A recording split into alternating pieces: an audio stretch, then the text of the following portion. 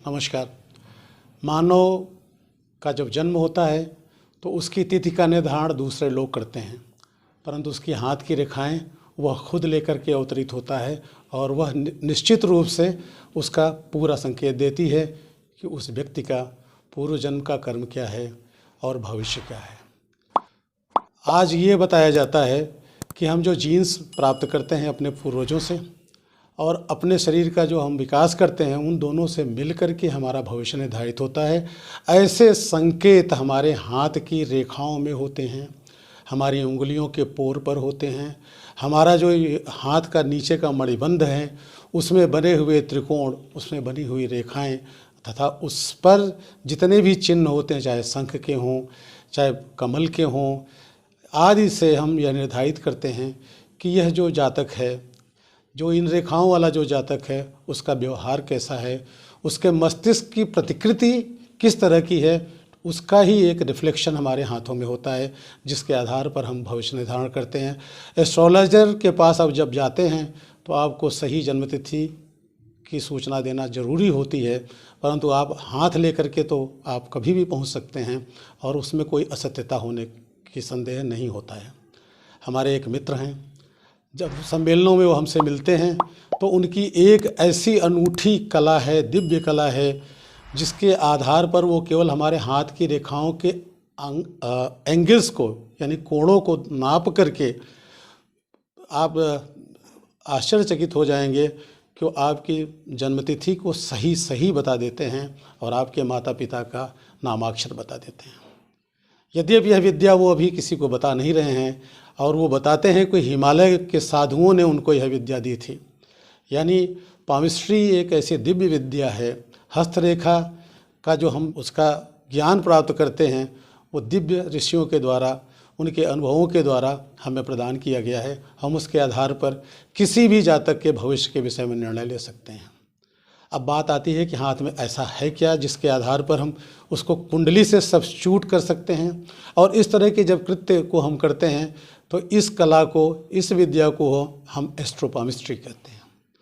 यानी इसमें ज्योतिष तो है ही है, उसका जो आधार है वो ज्योतिष की गणित नहीं है, बल्कि हाथों में जो रेखाओं की उत्पत्ति है, उसका झुकाव है, उनका आपस में मिलना है, उस पर बनने वाले त्रिकोण हैं, उसके ऊपर बनने वाले चतुर्भुज हैं, उनके कटाव और बार बार जो एकाएक जो रेखाएं उत्पन्न हो जाती हैं उसके आधार पर आपके भविष्य का निर्धारण और विश्लेषण किया जाता है। कई प्रश्न लोग पूछते हैं कि दाहिना हाथ दिखाया जाए कि बायां हाथ दिखाया जाए।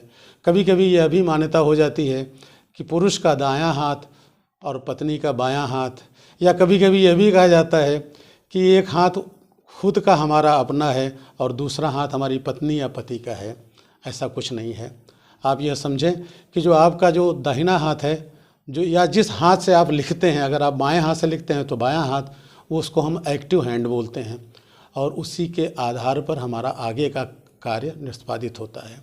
जो दूसरा हाथ है यानी पैसिव हाथ है, सामान्यतः वो बायां हाथ होता है। वह यह बताता है कि हमने जब जन्म लिया था तो हमारी परिस्थितियाँ कैसी थीं, और दाएं हाथ से हमें ये संकेत मिलता है कि हम अपने जीवन में क्या क्या एक्वायर किए हुए हैं। यानी जैसे एक घर में पैदा हुए दो बच्चे या तो सीधे सीधे खेती कर रहे होते हैं तो वो बाएं हाथ से पता लगता है। अगर कोई बच्चा उसे बहुत अच्छी तरह से पढ़ाई लिखाई करके एक अच्छे पोस्ट पे चला जाता है तो वो अपने एक्टिव हैंड की रेखाओं से हम उसका निर्धारण करते हैं।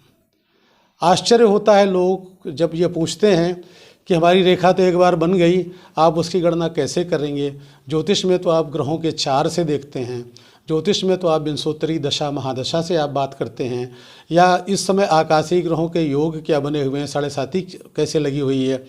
मैं आपको यह बता दूं, अपने अनुभवों से मैं आपको बताऊंगा कि हाथ में भी रेखाएं रोज़ कुछ न कुछ नई बनती हैं और कुछ पुरानी रेखाएं मिटती हैं, उनमें कुछ कटाव आ जाता है। उससे हम यहाँ तक निर्धारित कर पाते हैं कि जीवन के किस कालखंड में हमारे ऊपर संकट आएगा, कब हमारे एकाएक प्रगति मिलेगी हमको, कब हमारी उन्नति होगी, हमें कितनी संतान मिलेगी, हमारा विवाह कब होगा, कैसे होगा, हमारी मानसिक स्थिति कैसी है। अभी तो हमने दाएं और बाएं हाथ की बात की।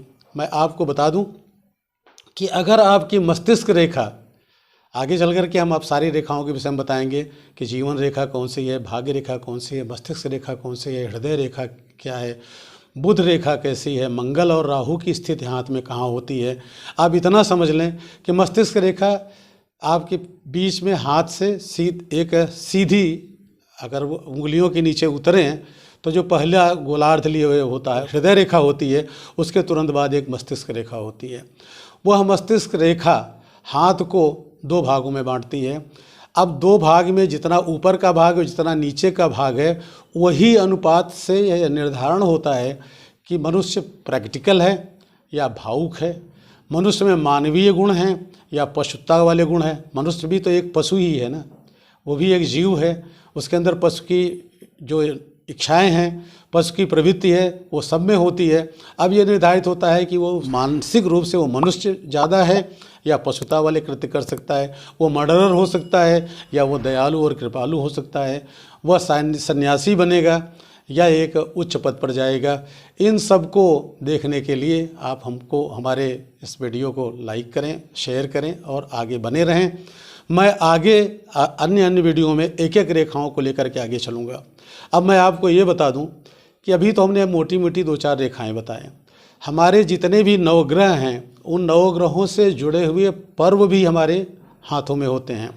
आपने देखा होगा कि किसी के अंगूठे के नीचे का भाग बड़ा उभरा होता है, उसमें बहुत सारी रेखाएं होते हैं, उसको हम शुक्र पर्वत बोलते हैं।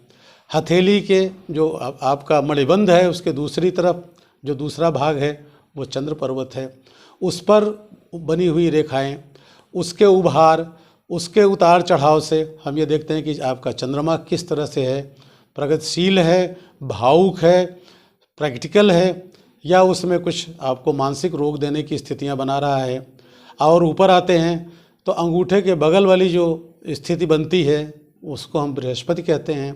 ठीक उसके बाद शनि पर्वत होता है, शनि पर्वत के आसपास इसी तरह से सूर्य, बुध, मंगल, राहु और केतु। राहु और केतु हथेलियों के मध्य में होते हैं। मंगल भी इन्हीं के अगल बगल, उच्च मंगल और नीच मंगल आदि इसमें इंगित होता है। उससे ही हम यह निर्धारित करते हैं कि सामान्य जातक का व्यवहार कैसा है, उसकी मेंटलिटी कैसी है, उसकी साइकोलॉजी कैसी है, वो यह भी बताता है हाथ की रेखाएं।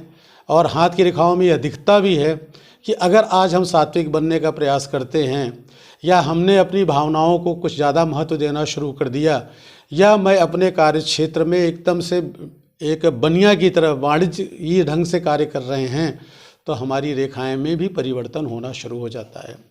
हाथ दिखाने के लिए सवेरे का समय सबसे अच्छा होता है।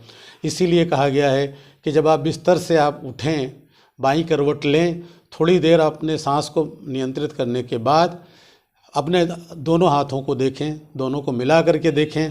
उससे आपकी आयु की वृद्धि भी होती है और लक्ष्मी भी आपके ऊपर कृपा करती है। यहाँ तक कहा गया है कि जब हस्त दर्शन करते रहें उस समय आप आज क्या करना है, हमारी आगे की आजीविका क्या है, हमें और कौन से कार्य करने, परिवार के लिए सोचिए, धर्म कर्म की प्रवृत्ति है तो उसके लिए सोचिए। प्रभाते कुरु दर्शनम जो हाथ के लिए कहा गया है वह असल में हमारी रेखाओं में भी हमारे सोच के अनुरूप उसमें परिवर्तन करता है। हमारी उंगलियों के जो पोर होते हैं उसमें कितनी रेखाएं ऊपर की तरफ जा रही हैं, अलग अलग पोरों से अलग अलग रेखाओं से निर्धारित होता है कि मुझे धन अपने कर्म से मिलेगा या धन हमें कुछ पारिवारिक रूप से मिलेगा। कहीं ऐसा तो नहीं कि हमारे घर में धन गड़ा हुआ है वो हमें आगे मिलेगा, या हमें कोई रोग तो नहीं होने जा रहा है। ये सारे संकेत हम पामिस्ट्री के विस्तृत कैलकुलेशन और इसको समझ करके एक खुद भी आप धीरे धीरे कर सकते हैं, नहीं तो आप योग ज्योतिषी के पास, योग पामिस्ट के पास जाकर के इसका विचार करवा सकते हैं। अगर आपकी जन्मतिथि सही नहीं है तो आप निश्चित रूप से एक अच्छे खासे हस्तरेखा विशेषज्ञ के पास जाकर के अपने भविष्य का निर्धारण कर लें, या आप उसके पास नहीं जा सकते हैं तो आपको अपने हाथों की छाप लेनी है। छाप लेने के कई तरीके हैं, लेकिन जो आसान तरीका मैं आपको बताऊं, एक गाढ़ी सी लिपस्टिक जो घर में होती है उसको दोनों हाथ में लगाएं और एक पतली सी काटन की लेयर पेपर के ऊपर रख करके उसके ऊपर आप दोनों हाथ को उस पर छाप उसका निकालें। नीचे आप लेफ्ट है तो यल लिख दें, राइट है तो आर लिख दें और तिथि जरूर लिखें। उसको भी आप अपने पास उसी तरह रखें जैसे हम अपनी जन्म पत्रिका रखते हैं, और उसको आप ज्योतिषी या पामिस्ट के पास ले जा करके या भेज करके अपने भविष्य फल का निर्धारण कर सकते हैं। मैं पुनः आपसे अनुरोध करूंगा कि आप हमारे वीडियोस को देखते रहें। मैं आप पामिस्ट्री में एक एक रेखा को लेकर के अलग अलग वीडियोस के साथ आपके सामने प्रस्तुत होने वाला हूं। इसी के साथ मैं पुनः नमस्कार करते हुए आपको एक नई विद्या में प्रवृत्त होने के लिए और उसका लाभ उठाने के लिए आग्रह कर रहा हूं और एक रास्ता आपको बता रहा हूं, आप संपर्क कर सकते हैं। मैं पंडित ब्रजेंद्र मिश्र, ज्योतिषाचार्य, प्रयागराज।